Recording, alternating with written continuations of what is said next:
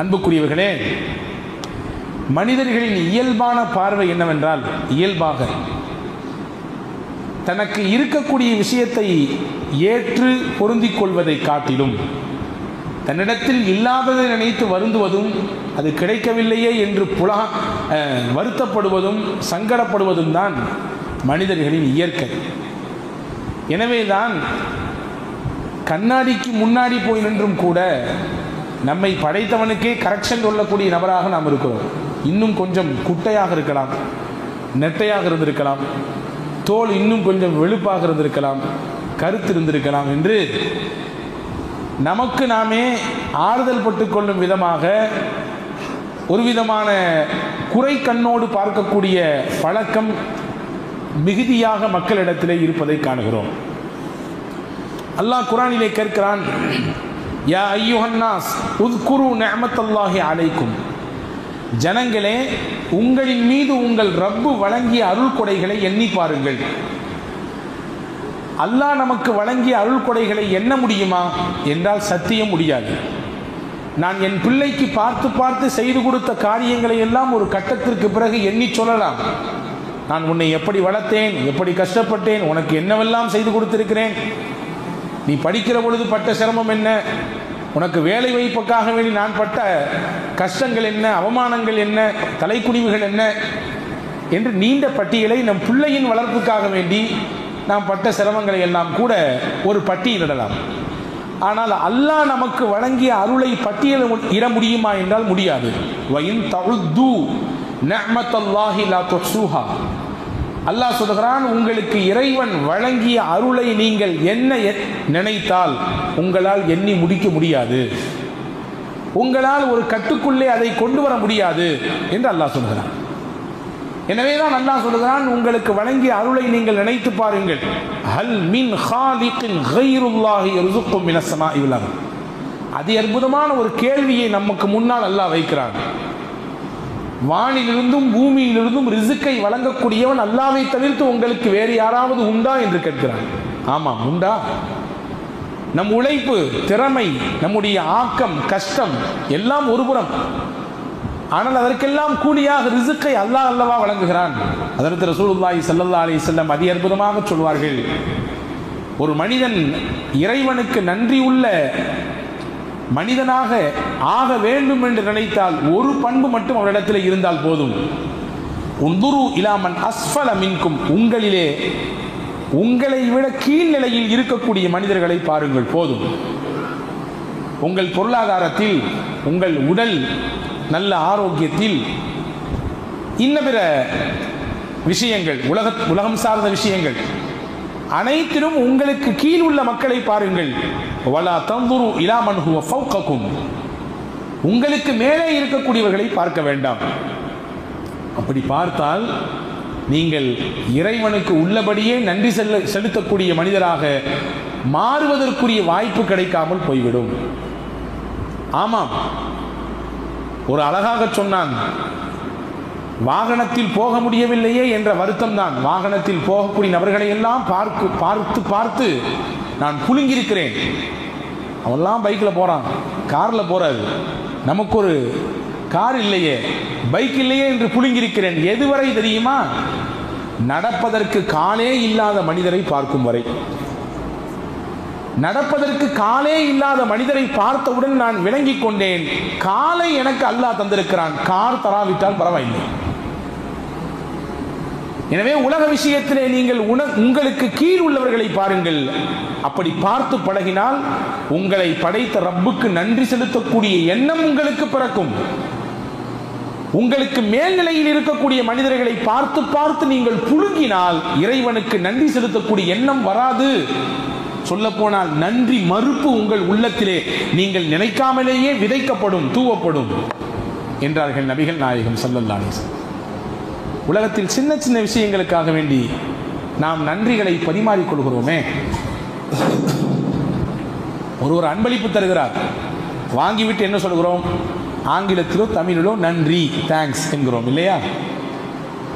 தட்டு தடுமாறி கீழே விழ போனோம், ஒருவர் கைதாங்கி பிடித்து விட்டார், ரொம்ப நன்றிங்க, நீங்கள் பிடிக்கலன்னா கீழே விழுந்திருப்பேன், கை கால் சிராய்ப்பு ஏற்பட்டு இருக்கும்.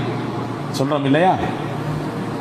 ஒரு விஷயம் நம்மிடத்திலே இருந்த முக்கியமான பொருள் காணாமல் போய்விட்டது, தேடி அலைகிறோம்.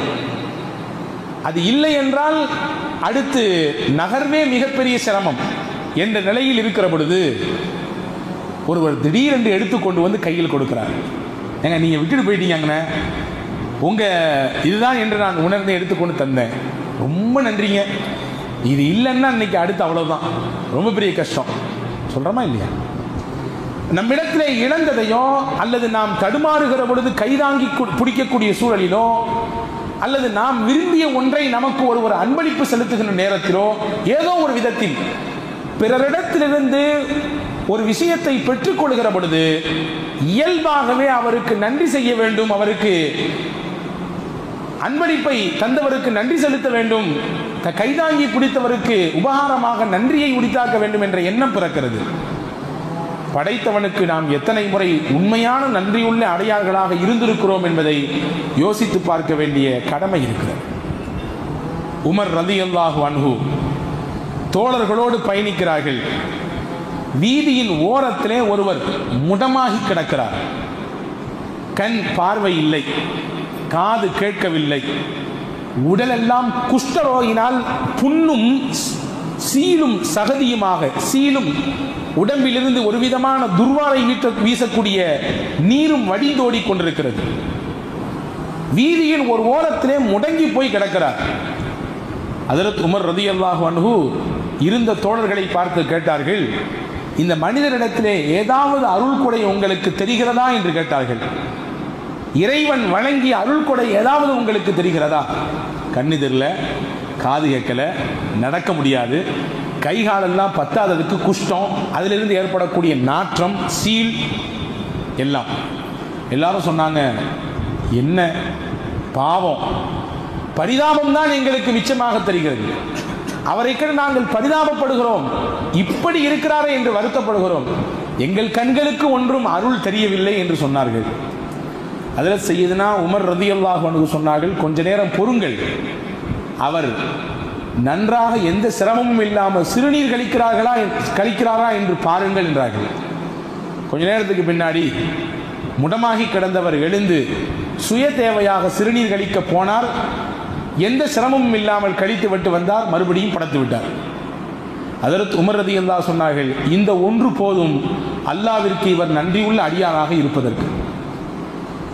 உடலிலிருந்து பிரியக்கூடிய அந்த கெட்ட நீர், சிறுநீர் மிகச்சிறப்பாக கழிந்தாலே அந்த ஒன்று மட்டும் போதும் அவர் அல்லாஹ்விற்கு உண்மையுள்ள அடியாராக இருப்பதற்கு என்று ஹஜ்ரத் சையதுனா உமர் ரலியல்லாஹு அன்ஹு சொன்னார்கள். ஹஜ்ரத் அல்லாமா இப்னு அபி துன்யா தன்னுடைய நூலிலே ஒரு செய்தியை பதிவு செய்வார்கள். ஹஜ்ரத் சையதத்துனா ஆயிஷா ரலியல்லாஹு தஆலா அன்ஹா அவர்கள் சொன்ன விஷயம், ஒவ்வொரு நாளும் இறைவனுக்கு நன்றி செலுத்துவதற்கு ஒன்று போதும். ஹஜ்ரத் ஆயிஷா அம்மா சொன்னார்கள், நபிகள் சொன்னதாக, ஒருவர் எந்த சிரமமும் இல்லாமல் தண்ணீரை குடிக்கிறார், உள்ளே போன தண்ணீர் எந்த சிரமமும் இல்லாமல் வெளியே வருகிறது.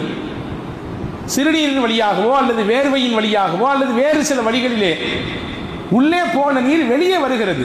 இந்த ஒன்று போதும் அவர் ஆயிரம் ஆயிரம் நன்றிகளை அல்லாஹ்வின் சன்னிதானத்திலே உரித்தாக்குவதற்கு என்று ஹஜ்ரத் ரசூலுல்லாஹி ஸல்லல்லாஹு அலைஹி வஸல்லம் சொன்னதாக ஹஜ்ரத் அன்னை ஆயிஷா ரலியல்லாஹு தஆலா அன்ஹா அவர்கள் அறிவிக்கிறார்கள்.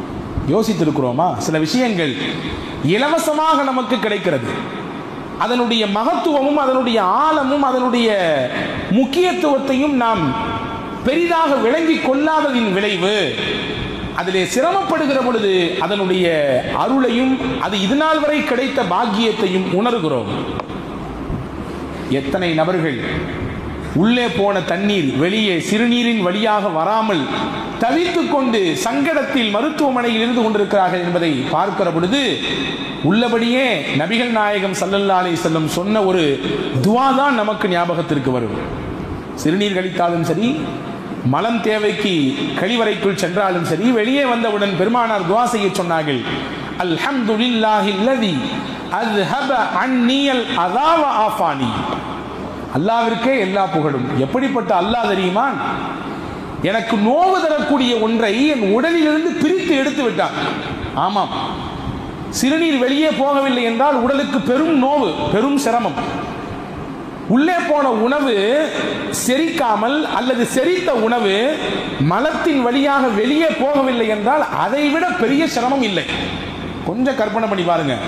ஒரு நாள் சரியாக நீங்கள் கழிவறைக்கு போகவில்லை என்றால் அன்றைய நாள் எப்படி இருக்கும்? முழுசா போகலன்னா சொல்லல, சரியா போகல. எப்போதுமே ரிலாக்ஸாக போகக்கூடிய நாம், நிம்மதியாக போய்விட்டு வரக்கூடிய நாம், கொஞ்சம் அன்று முன்னும் பின்னும் முக்கி தள்ளுகிறது என்றால் எவ்வளவு பெரிய அழுத்தத்தை, எவ்வளவு பெரிய சிரமத்தை உணர்வோம். நபிகள் எனவேதான் சொன்னார்கள், அல்லாஹ்விற்கு நீங்கள் வெளியே வந்தவுடன் நன்றி செய்யுங்கள், அது உங்கள் உடலில் இருந்தால் மிகப்பெரிய கேடு. யோசித்திருக்கிறோமா என்றாவது? அல்லாஹ் நமக்கு வழங்கிய அருளை பாருங்கள் பெருமக்களே. திடமானதை சாப்பிடுகிறோம், திரவமானதையும் சாப்பிடுகிறோம். நல்ல கட்டியான இருக்கிற பொருளையும் சாப்பிடுறோம், தண்ணிமார் இருக்கிற பொருளையும் சாப்பிடுறோம். எல்லாமே உடலுக்குள்ள போகுது. அல்லாஹ் இந்த உடலை ஒரு சின்ன தொழிற்சாலையாக வைத்திருக்கிறான். நீர் வேறு, நார் வேறு, வைட்டமின் வேறு, கால்சியம் வேறு, எல்லாம் பிரிக்கப்படுது. பிரிக்கப்பட்டு எந்தெந்த பார்ட்ஸுக்கு எது எது தேவை அது எல்லாம் அல்லாஹ் சப்ளை பண்றான். நீர் சத்துக்கு நீர், நார் சத்துக்கு நார், வைட்டமினுக்கு வைட்டமின், கால்சியம், என்னென்ன தேவையோ எல்லாம் பிரிக்கப்படுது. கடைசியில சக்கை மிஞ்சும் இல்லையா? அந்த சக்கையை தான் மலத்தின் வழியாக வெளியே தள்ளுகிறார். பாருங்க, அல்லாஹ்வின் அற்புதம் பாருங்கள். மலத்துவாரத்தின் பக்கத்திலே ஒரு அமைப்பை அல்லாஹ் வைத்திருக்கிறார். அதற்கு பெயர் கிராக் சிஸ்டம். அது என்ன வேலை செய்யும்? அது எல்லோருக்கும் இருக்கிறது. என்ன வேலை செய்யும் தெரியுமா? நமக்கு மலம் கழிக்க வேண்டிய சூழல் ஏற்பட்டவுடன் நாம் அந்த குறிப்பிட்ட இடத்தை நாடி போகிறோம். மூளைக்கு அந்த விஷயம் போகிறது, மலம் கழிக்க வேண்டிய தேவை நேரம் வந்துவிட்டது என்று. அந்த குறிப்பிட்ட இடத்துக்கு போகிறோம், டாய்லெட்டுக்கு போகிறோம். குறிப்பிட்ட இடத்திலே எப்படி அமர வேண்டுமோ அப்படி அமருகிறோம். வெளியேற்ற வேண்டும் என்று நம்முடைய உள்ளம் மூளைக்கு செய்தியை பாஸ் செய்கிறது. அதற்கு பிறகு உடலில் இருந்து சக்கை வெளியே வருகிறது. வெளியே வரக்கூடிய இடத்தில் இருக்கக்கூடிய ஒரு அமைப்பு தான் கிராக் சிஸ்டம். அது என்ன செய்கிறது? அந்த குறிப்பிட்ட நேரம் வரும் வரை உங்கள் மலத்தை தடுத்து வைத்திருக்கிறது, கேட் மாதிரி. அது இல்லைன்னு சொன்னா என்ன ஆகும்? சின்ன பிள்ளைங்க எப்படி சாதாரணமாக அறியாமல் சுய தேவை கழித்து விடுகிறதோ, நோயாளிகளின் உடலிலிருந்து எப்படி அறியாமல் மலம் வெளியேறி விடுகிறதோ, வயது மூப்பின் காரணமாக சில சமயங்களில் எப்படி அறியாமல் உடலிலிருந்து மலம் கழிந்து விடுகிறதோ, இதுவெல்லாம் எப்பொழுது ஏற்படும்? அந்த கிராக் சிஸ்டம் என்ற ஒன்று முறையாக செயல்படாமல் இருக்கிற பொழுது இதுவெல்லாம் ஏற்படும். ஒரு புத்தகத்தில் வாசித்தேன், அதனுடைய ஆசிரியர் எழுதியிருக்கிறார், ஒரு மனிதனுக்கு அல்லாஹ் அந்த இடத்திலே புற்றுநோயை ஏற்படுத்தினார். அந்த கிராக் சிஸ்டம் என்று சொல்லக்கூடிய அந்த தடுப்பு வேலி, மலத்தை தாங்கி நிற்கக்கூடிய அந்த மூடியிலே அல்லாஹ் புற்றுநோயை ஏற்படுத்தினார். மருத்துவர்கள்லாம் போய் சந்தித்த பின்னாடி அவர்களின் ஆலோசனை என்ன என்றால், அந்த இடத்தை ரிமூவ் பண்ணணும், வெட்டி எடுத்து ஆபரேஷன் செய்ய வேண்டும். எடுத்தால்தான் உங்களுக்கு இந்த நோயிலிருந்து முழுமையான தீர்வு கிடைக்கும். எடுக்கவில்லை என்றால் சிரமம்தான். சரி, எடுத்துடலாம் என்று சொல்லிடலாம். ஆனால் அதுக்கு பின்னாடி இருக்கக்கூடிய பின் விளைவுகள் என்ன என்றால், நீங்க உள்ள போட்டீங்க விஷயத்தை, ஏதாவது சாப்பாட்டுன்னா செரிச்சு ஆட்டோமேட்டிக்கா வெளியே வந்துடும். நீங்க நினைச்ச நேரம்லாம் இல்லை, எப்பனாலும் அது வெளியே வரலாம். அந்த மாதிரியான சூழல் ஏற்படும். வேறு வழி இல்லை. எப்படி யூரின் பைய இடுப்புல கெட்டிக்கிட்டு சில பேர் நடமாடுகிறார்களோ, அதே போன்று நீங்க மலப்பையை சுமந்து கொண்டுதான் இனிமேல் உங்கள் வாழ்க்கையை கழிக்க வேண்டும், வாழ்க்கை முழுவதும். இது டாக்டருடைய அட்வைஸ். வேறு வழி இல்லை. உயிரை காப்பாற்ற வேண்டுமே, என்ன செய்வது? உயிரை காப்பாற்றுவதற்கு அந்த ஆபரேஷன் செய்தாகிவிட்டது. அதற்கு பிறகு அந்த மனிதரை இன்னொரு நேரிலே சந்திக்கிற பொழுது, இதெல்லாம் அந்த புத்தகத்தில் எழுதுகிறார் அதனுடைய ஆசிரியர். சந்திக்கிற பொழுது பேசிக்கொண்டார் அவர், அந்த நோயாளி, எனக்கு அல்லாஹ் மிகப்பெரிய சோதனையை கொடுத்தான். அந்த குறிப்பிட்ட இடத்திலே புற்றுநோய், அதிலிருந்து அல்லாஹ் தீர்வையும் தந்தான். ஆரோக்கியத்தை அதிலிருந்து வெளியாகிட்டேன், அந்த நோயிலிருந்து முழுமையாக வெளியாகிவிட்டேன். ஆனால் என்ன ஒரு பேர் வருத்தம் என்றால், என் உடலிலிருந்து வெளியான மலத்தை நான் சுமந்தபடியே நிற்கிற பொழுது இறைவனை வணங்க வேண்டும் ஒரு சூழல் எனக்கு ஏற்பட்டு போனது. மலத்தை வெளியாக்கிய நான் அதை சுமந்து கொண்டு நின்றவாறே இறைவனை வணங்கக்கூடிய சூழல் எனக்கு ஏற்பட்டு விட்டது என்று சொல்லுகிற பொழுது நெகிழ்ந்து போய் இந்த நிகழ்ச்சியை சொல்லிவிட்டு அந்த புத்தகத்தின் ஆசிரியர் சொல்கிறார், அல்லாஹ்வின் தூதர் கற்றுக் கொடுத்த துவா எவ்வளவு பெரிய ஆனந்தமிக்க துவா அது. அந்த பிரார்த்தனையில் எவ்வளவு உள்ளர்த்தம் இருக்கிறது. இந்த நிகழ்ச்சியை நீங்கள் மையப்படுத்தி இந்த துவாவை பாருங்கள். அல்லாஹ்வே, என் உடலுக்கு தீங்கை தரக்கூடிய மலத்தை என்னிடத்திலிருந்து எந்த கஷ்டமும் இல்லாமல் வெளியாக்கி விட்டாய், என்னிலிருந்து அது பிரிந்து விட்டது. உனக்கே எல்லா புகழும். என்னிடத்தில் தங்கி இருந்தால் இது எனக்கு எவ்வளவு பெரிய நோவு, எவ்வளவு பெரிய கஷ்டம், எல்லாவற்றையும் நீக்கிவிட்டாய் அல்லாஹ், உனக்கே எல்லா புகழும் என்று சொல்லக்கூடிய அந்த துவாவையும் இந்த நிகழ்ச்சியும் ஒப்பிட்டு பார்த்தேன். நான் ஒரு கணம் அதிர்ந்து போய்விட்டேன் என்று அந்த நிகழ்ச்சியை பதிவு செய்கிற பொழுது ஆசிரியர் எழுதுகிறார். அன்புக்குரிய சகோதரர்களே, இப்படி ஒவ்வொரு நாளும் எத்தனை எத்தனை அருள் கொடைகளை அல்லாஹ்வின் புறத்திலிருந்து நாம் சுவாசித்துக் கொண்டிருக்கிறோம். என்றாவது யோசித்ததுண்டா?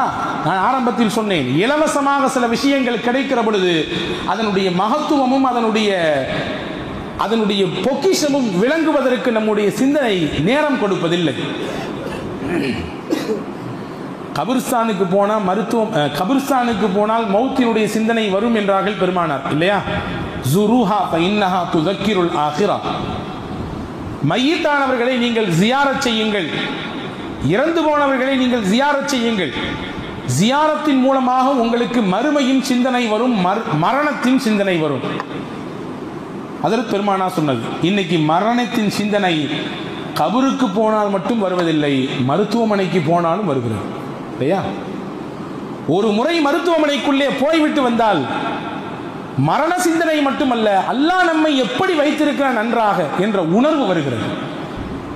நன்றாக வைத்திருக்கக்கூடிய ரப்புக்கு நான் எந்த அளவுக்கு கடமைப்பட்டுள்ளேன், நான் அதை நிறைவாக செய்கிறேனா என்ற சிந்தனை பிறக்கிறதா என்று கேட்டால் பிறக்க வேண்டும் என்று நான் சொல்லுவேன்.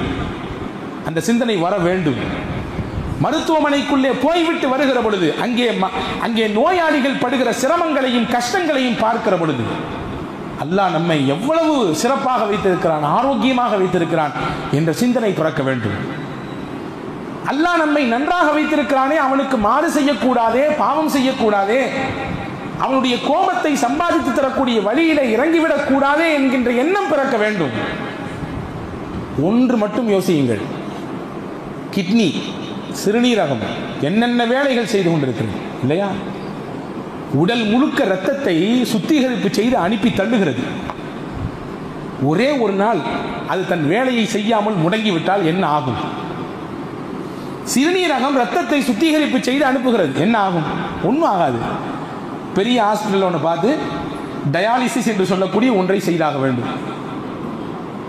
நான் 35 வயது வரை இருக்கிறேன், இதுவரை எனக்கு டயாலிசிஸ் செய்யதில்லை, அல்லாஹ் பாதுகாப்பானாக. யோசியுங்கள், ஒருவருக்கு 60 வயது 70 வயது 70 வயது வரை அவர் டயாலிசிஸ் செய்யவில்லை, அல்லாஹ் அந்த சிறுநீரகத்தை வைத்தே சுத்திகரிப்பு செய்து உடல் முழுக்க இரத்தத்தை பாய்ச்சி கொண்டிருக்கிறான். கொஞ்சம் யோசியுங்கள், ஒரு முறை ஒருவர் டயாலிசிஸுக்கு போனால் எவ்வளவு செலவாகும்? ஒரு மாதத்திற்கு 2 முறை, மாதத்திற்கு 4 முறை, வாரத்திற்கு 2 முறை என்றெல்லாம் அவர்களின் நிலைக்கு தக்கவாறு அந்த முறைகள் மாறுபடுகிறது.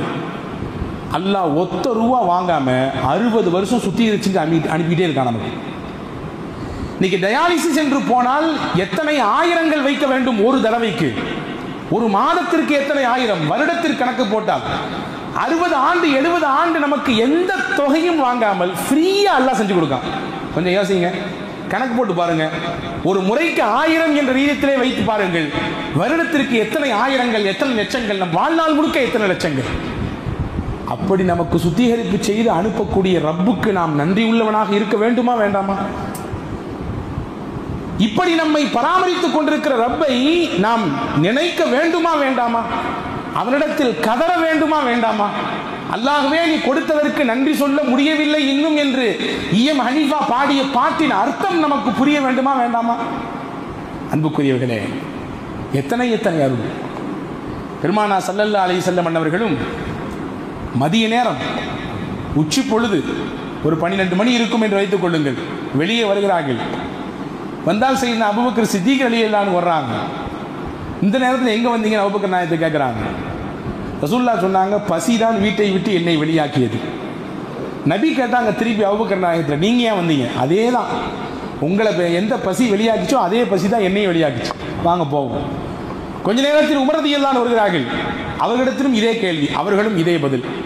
3 பேரும் சேர்ந்து ஹஜ்ரத் சய்யிதுனா அபுல் ஹைசம் அல் அன்சாரி ரலியல்லாஹு அன்ஹு என்ற சஹாபியின் வீட்டுக்கு போகிறார்கள். வீட்டிலே நபி தோழர் அபுல் ஹைசம் இல்லை, மனைவி மட்டும்தான் உள்ளே இருக்கிறார்கள். பெருமானார் சலாம் சொல்ல, பதில் சொல்ல, அவர்களுக்கென்று விரிவை ஏற்படுத்தி கொஞ்ச நேரம் உட்காருங்க, இங்க வீட்டுக்காரங்க இங்க போயிருக்கிறாங்க, இப்போ வந்துடுவாங்க. வந்தார் அபுல் ஹைசம் அல் அன்சாரி. நபியையும் தோழர்கள் அபூபக்கர் ரலியல்லாஹு அன்ஹு, உமர் ரலியல்லாஹு அன்ஹு பார்த்தவுடன் பூரிப்பு, சந்தோஷம், ஆனந்தம். இன்னைக்கு எனக்கு கிடைச்ச மாதிரி விருந்தாளி உலகத்துல யாருக்குமே கிடைச்சிருக்க மாட்டாங்க. எங்க வீட்டுக்கு நபிகள் நாயகம் வந்திருக்கிறாங்க, நான் பெரிய பாக்கியவான், நபியே ஒரு நிமிடம் நெல்லுங்கள் என்று சொன்னவுடன் அவர் தன்னுடைய தோட்டத்திலிருந்து கொண்டு வந்த குளிர்ந்த நீரையும் கொண்டு வந்த அந்த பேரித்தம்பழத்தினுடைய பல்வேறு கனிகளையும் நபிக்கு முன்னால் கொண்டு வந்து வைத்தார். சாப்பிடுங்கள், உங்களுக்கு தேவையான உணவு இன்னும் சிறிது நேரத்தில் தயாரிப்பு செய்யப்படும். செய்தார். தயாரிப்பு செய்து பெருமானாருக்கு முன்பு வைத்தார். பசியோடு வந்த நாயகமும் நாயக தோழர்களும் சஹாபாக்கள் அபூபக்கர் ரலியல்லாஹு அன்ஹு அவர்களும் சய்யிதுனா உமர் ரலியல்லாஹு அன்ஹு சாப்பிட்டார்கள். சாப்பிட்டு முடித்தவுடன் பெருமானார் ஸல்லல்லாஹு அலைஹி வஸல்லம் இரு தோழர்களை பார்த்து சொன்னார்கள், ஹாதா மினன் நிஅமில் லதீ துஸ்அலூன அன்ஹு. இதுவும் அல்லாஹ்வின் அருள் கொடைதான்.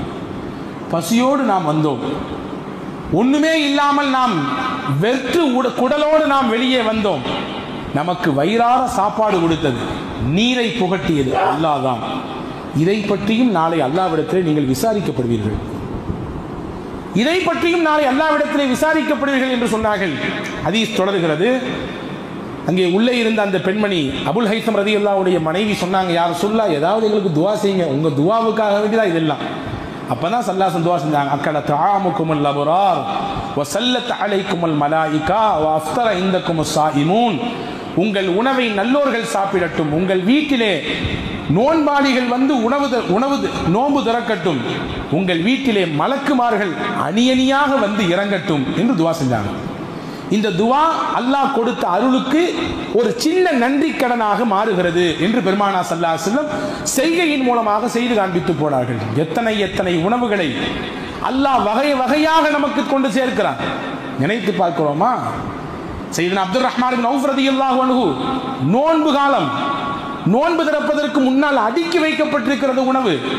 பார்த்து அழுகிறார்கள், கண்ணீர் வடிக்கிறார்கள். நோன்பாளி ஏங்க அழுகிறீங்கன்னு கேட்கும்பொழுது ஹஜ்ரத் அப்துர் ரஹ்மான் இப்னு அவுஃப் ரலியல்லாஹு சொன்னார்கள், என் தோழர்களில் எத்தனையோ தோழர்கள், ஏழைகள், சஹாபிகள், சையதுனா முஸ்அப் பின் உமைர் போன்ற சஹாபாக்கள் எல்லாம் உடுத்துவதற்கு கூட ஒழுங்கான ஆடை இல்லாமல் கந்தல் ஆடையை உடுத்திக் கொண்டு, கஃபன் செய்வதற்கு கூட முழு ஆடை இல்லை. தலையை போர்த்தினால் கால் தெரிகிறது, காலை போர்த்தினால் தலை தெரிகிறது. அந்த நிலையில் உலகத்தோடு ஒட்டாமல் வாழ்ந்து மறைந்து விட்டார்கள். அல்லாஹ் எனக்கு எவ்வளவு உணவு கொண்டு வந்து வச்சிருக்கான், நோன்பு திறக்கும் நேரத்தில் எவ்வளவு உணவு, வகை வகையான உணவு. அல்லாஹ்விற்கு நான் எப்படி பதில் சொல்ல போகிறேன் என்று தெரியவில்லையே.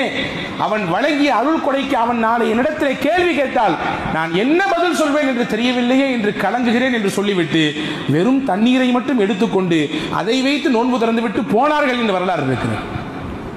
இன்றைக்கு எவ்வளவு அறுசுவை உணவுகளை அல்லாஹ் நம்மை சாப்பிட வைக்கிறான். எல்லாம் நம்ம சம்பாதிக்கிறோம், உழைக்கிறோம், பொருள் ஈட்டுகிறோம், உண்ணுகிறோம் என்று சொல்லலாம். ஆனால் இது எல்லாவற்றுக்கும் பின்னால் இறைவனுடைய அருள் கொடை இருக்கிறதா இல்லையா? யோசித்திருக்கிறோமா? சாப்பிட்டு முடித்தவுடன் அல்லாஹ்விற்கு நன்றி செலுத்தியிருக்கிறோமா? அல்லாஹ்வே, உலகத்தில் எத்தனை மக்கள், கோடிக்கணக்கான மக்கள் ஒருவேளை உணவில்லாமல் திண்டாடி கொண்டிருக்கிறார்கள். எங்களை வயிறார உணவுடன் செய்தாய் அல்லாஹ்வே, உனக்கே எல்லா புகழும், அல்ஹம்துலில்லாஹ் சொல்லி இருக்கிறோமா? அல்லாஹ்வே, நீ தான் உணவை கொடுத்தாய், நீ தான் தண்ணீரை கொடுத்தாய், நீ தான் எங்கள் பசியை ஆற்றினாய், நீ தான் ரிஸ்க் அளிப்பவனின் ஆகப்பெரியவன். புகழ்ந்திருக்கிறோமா அல்லாஹ்வை? அன்புக்குரியவர்களை யோசித்து பார்க்கிறோம். அல்லாஹ் வழங்கிய அருள் கொடை நம் உடலிலும் நம்முடைய வெளிரங்கத்திலும் நிரம்ப கிடக்கிறது. நாம் அதை கண்டும் காணாமல் கடந்து போய்கொண்டே இருக்கிறோம். நினைக்கிறோமா இல்லையா என்பது கூட யோசிக்க முடியாத அளவிற்கு ஒரு அவசர கதியிலே நாம் தள்ளப்பட்டிருக்கிறோம்.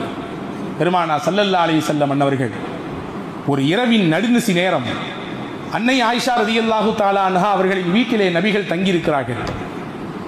ஹஜ்ரத் ஆயிஷா அம்மாவும் நபிகளும் மட்டும்தான் வீட்டில் உண்டு, வேறு யாரும் இல்லை. தன் உள்ளத்திற்கு இணக்கமான, தன் கல்புக்கு நெருக்கமான துணைவியார் அன்னை ஆயிஷாவுக்கு பக்கத்தில் பெருமானார் இருக்க, கணவன் மனைவி என்ற புரிதலோடு அவர்களின் இல்லற வாழ்க்கை சந்தோஷத்தின் உச்சத்தில் போய்க் கொண்டிருக்க, இரவின் மத்திய பகுதியில் பெருமானார் எழுந்தார்கள். எழுந்து நீண்ட நேரம் தொழுதார்கள். ஹஜ்ரத் அன்னை ஆயிஷா ரலியல்லாஹுவிற்கு ஒரு புறம் ஆனந்தம், தனக்கு கிடைத்த பாக்கியம், மறுபுறம் தன் கணவனோடு கிடைத்த சொற்ப நேரத்தை முழுமையாக அவர்களோடு நாம் சந்தோஷமாக ஆனந்தமாக இருப்பதில் கழிக்க முடியவில்லையே என்ற வருத்தம் மறுபுறம். நபியிடத்தில் வாய்விட்டே கேட்டார்கள், நபியே நாயகமே, உங்கள் பாவத்தை எல்லாம் அல்லாஹ் மன்னித்து விட்டானே, நீங்கள் முன்பின் பாவங்கள் மன்னிக்கப்பட்ட புனிதராச்சே, நபியே நீங்கள் ஏன் இப்படி கால் வலிக்க நின்று வணங்க வேண்டும்? இது ஃபரலான கடமை அல்லவோ? இரவின் நடுநிசி நேரத்திலே மையப்பகுதியிலே எழுந்து எல்லாரும் உறங்கிக் கொண்டிருக்கிற பொழுது நீங்கள் எழுந்து தொழ வேண்டும் என்ற அவசியம் என்னவோ என்று கேட்கிற பொழுது ஹஜ்ரத் சையதுனா முஹம்மதுன் ரசூலுல்லாஹி ஸல்லல்லாஹு அலைஹி வஸல்லம் சொன்னார்கள், அஃபலா அன் அகூன அப்தன் ஷகூரா, என்னை படைத்த ரப்புக்கு நான் நன்றி உள்ளவனாக இருக்க வேண்டும் என்று விருப்பப்படுகிறேன். நன்றி உள்ளவன் என்பதின் வெளிப்பாடுதான் அவனை வணங்குகிறேன், நிற்கிறேன், அவனுக்கு முன்னால் பேசுகிறேன், இறை வசனத்தை ஓதி அவனிடத்திலே மன்றாடுகிறேன். இதுவெல்லாம் எதன் வெளிப்பாடு? நான் அவனுக்கு நன்றி உள்ளவனாக இருக்கிறேன். அன்புக்குரிய சகோதரர்களை யோசித்து பார்க்கிறோம். எனவே அந்த நன்றி உள்ள தன்மை என்பது நம்முடைய வாழ்க்கையில் வெளிப்பட வேண்டும். ஒன்றை நினைத்தால் போதும். நாம் உலகத்தை இந்த கண்ணால் பார்க்கிறோம், நாம் நினைத்ததை பார்க்கிறோம், நினைத்தவாறு இந்த கண்களை திருப்புகிறோம். இந்த ஒன்று போதும் இறைவனுக்கு ஆண்டாண்டு காலம் அல்லாஹுவின் சன்னிதானத்திலே மன்றாடுவதற்கு, கதறுவதற்கு. வரலாற்றிலே வருகிறது, ஹாக்கிமிலே முஸ்ததரக் ஹாக்கிமிலே இந்த ஹதீஸ் பதிவாக இருக்கிறது. நபிகள் நாயகத்திலே ஜிப்ரீல் அலைஹிஸ்ஸலாம் வந்து சொன்ன செய்தி இது. ஒருவர் வாழ்ந்தார், 500 ஆண்டுகள் வாழ்ந்தார், நிறைய வணக்க வழிபாடுகள் செய்தார், மலை உச்சியிலே போய் தனியாக வாழ்ந்தார். அவருக்கு பசி ஏற்பட்டால் கீழே இறங்கி வருவார், அங்கே ஒரு மாதுளை பழம் இருக்கும் மரம், அதிலிருந்து சில பழங்களை எடுத்து சாப்பிடுவார். தண்ணீர் குடிப்பதற்கு மதுரமான தண்ணீர் அங்கே சுனை ஊற்று ஓடும், அதை எடுத்து குடிப்பார். குடித்துவிட்டு மறுபடியும் போவார், வணங்குவார், வழிபடுவார். அவரின் கோரிக்கை எல்லாம் ஒன்றே ஒன்றுதான், இறைவா என்னை நீ சஜிதா செய்த நிலையில் மௌத்தாக்க வேண்டும், உன்னை வணங்கிக் கொண்டிருக்கிற பொழுது எனக்கு மரணம் வர வேண்டும் என்று அல்லாஹ்விடத்திலே கேட்டுக்கொண்டே இருந்தார். அல்லாஹ் அவர் கோரிக்கையை நிறைவேற்றினார். சஜிதா செய்யக்கூடிய நிலையிலேயே அவருக்கு மரணமும் வந்தது. மறுமையிலே தூக்கி நிப்பாட்டுவான், எழுப்பி கேட்பான், நல்ல வணக்க வழிபாடுகள் செய்தார், எல்லாம் சரிதான், இப்பொழுது என் அருளை கொண்டு நீ சொர்க்கத்திற்கு போ என்று சொல்லுவான். அவர் சொல்லுவார், 500 ஆண்டுகள் நான் நன்மை செய்திருக்கிறேன், அவ்வளவு வணக்க வழிபாடுகள் என் கையில் இருக்கிறது, நான் செய்த நன்மைகள் என்ன, தொழுத தொழுகைகள் என்ன, ஓதிய திலாவத் என்ன, செய்த தான தர்மங்கள் என்ன, அவ்வளவு கொச்சு கொச்சாக இருக்குது என்னிடத்தில், என் அமல்கள் என்று கேட்பார். அல்லாஹ் சொல்லுவான், என் ரஹ்மத்தை கொண்டு போ என்பான். மறுபடியும் கேட்பா, என்னுடைய அமல் என் ரஹ்மத்தை கொண்டு போ என்று அல்லாஹ் சொல்லுவான். என்னுடைய அமலுக்கு அப்ப என்னதான் பலன்? அல்லாஹ் சொல்லுவான், ஜிப்ரீலை கூப்பிட்டு அவர் செய்த 500 ஆண்டுகால நன்மைகளை எடுத்து வையுங்கள், அவருக்கு நாம் வழங்கிய கண் என்ற அந்த பொக்கிஷத்தை எடுத்து இன்னொரு தட்டில் வையுங்கள், எது கனமாக இருக்கிறது என்று பார்ப்போம் என்பான். ரெண்டும் தூக்கி நிறுக்கப்படும். அவருடைய கண் மட்டும் நிறத்தில் நிறுவையில் தாழ்ந்து போய்விடும். அவர் செய்த 500 ஆண்டு நன்மைகள் அப்படியே மேலே போய்விடும். ஜிப்ரீல் சொல்லுவார், யா அல்லாஹ், நீ இந்த மனிதருக்கு கொடுத்த இந்த கண் மட்டும் இவர் 500 ஆண்டுகள் செய்த நன்மைக்கு ஈடாக இல்லை. இன்னும் இவருக்கு உடல் இருக்கிறது, உடலிலே உறுப்புகள் இருக்கிறது, உடலில் உறுப்பின் செயலாக்கம் இருக்கிறது, இவர்களுடைய வெளிரங்க அந்தரங்க வெளிரங்க அருள் கொடைகள் இருக்கிறது, கொடுத்த சாப்பாடு இருக்கிறது, செய்த வேலைகள் இருக்கிறது, என்னென்ன இருக்கிறது, கண்ணுக்கு மட்டும் 500 ஆண்டுகளா என்று திகைத்து போய் நிற்கிற பொழுது அல்லாஹ் சொல்லுவான், நீ வணங்கினாய், இந்த வணக்கமும் என் ரஹ்மத் தான். உனக்கு உணவு கொடுத்தேன், அதுவும் என் ரஹ்மத் தான். நீ கேட்டாய் சஜிதாவிலே எனக்கு மரணம் வேண்டும் என்று, அதுவும் என் ரஹ்மத்தை கொண்டுதான் சொன்னேன். இப்போவும் சொல்கிறேன், என் அருளை கொண்டு சொர்க்கத்திற்கு போ என்கிற பொழுது அவர் தான் செய்த தவறை நினைத்து வருந்தி அல்லாஹ்விடத்திலே மன்னிப்பு கேட்டுவிட்டு போவார். இந்த ஹதீஸை முடிக்கிற பொழுது ஹஜ்ரத் சய்யிதுனா ஜிப்ரீல் அலைஹிஸ்ஸலாம் சொல்வார்கள், இன்னமல் அஷ்யாஉ பிரஹ்மத்தில்லாஹி தஆலா யா முஹம்மத் ஸல்லல்லாஹு அலைஹி வஸல்லம். அல்லாஹ்வின் தூதரே, உலகத்தில் நடக்கக்கூடிய எல்லா காரியமும் அல்லாஹ்வின் அருளை கொண்டுதான், அருள் கொடைகளை கொண்டுதான் நடக்கிறது. எதுவும் மனிதனின் தனி சக்திக்கோ, மனிதனின் தனி முயற்சிக்கோ, மனிதனுடைய அளப்பரிய ஆற்றலுக்கோ உரித்தானது அல்ல. எல்லாமும் அல்லாஹ்வின் ரஹ்மத்தை கொண்டுதான் நடக்கிறது என்பதை புரிந்து கொள்ளுங்கள் நாயகமே என்று ஹஜ்ரத் ஜிப்ரீல் அலைஹிஸ்ஸலாம் அண்ணன் பெருமானிடத்தில் சொல்லிவிட்டு போவார்கள் என்பதை பார்க்கிறோம். எனவே உன்னை புரிய வேண்டும், நான் வணங்குகிறேன், தொழுகிறேன், நிறைய தான தர்மம் கொடுக்கிறேன், நிறைய கிதாப் திலாவத் ஓதிக்கிறேன், நிறைய கல்வி இருக்கிறது, எனக்கு மார்க்க ஞானம் நிறைய இருக்கிறது என்று நமக்கு நாமே சமாதானம் சொல்லிக் கொள்ள கூடாது. அதுவும் கூட அல்லாஹ்வின் பிச்சை தான். அல்லாஹுவின் அருள் தான் என்பதை புரிந்து அதற்கும் நன்றி செய்யக்கூடிய மனிதர்களாக மாறுகிற பொழுது நிச்சயம் அல்லாஹ்வின் அருளை முழுமையாக பெறுவோம். நாளை மறுமையிலே அவனுடைய உயர்தரமான ரிதுவான் என்று சொல்லக்கூடிய திருப்பொருத்தத்திற்கு உரித்தானவர்களாக அல்லாஹ் நம்மை ஆக்குவான். வல்ல ரஹ்மான் தௌஃபீக் செய்வானாக. ஆமீன். வாஹிரு தஅவா அனில் ஹம்துலில்லாஹி ரப்பில் ஆலமீன். அஸ்ஸலாமு அலைக்கும்.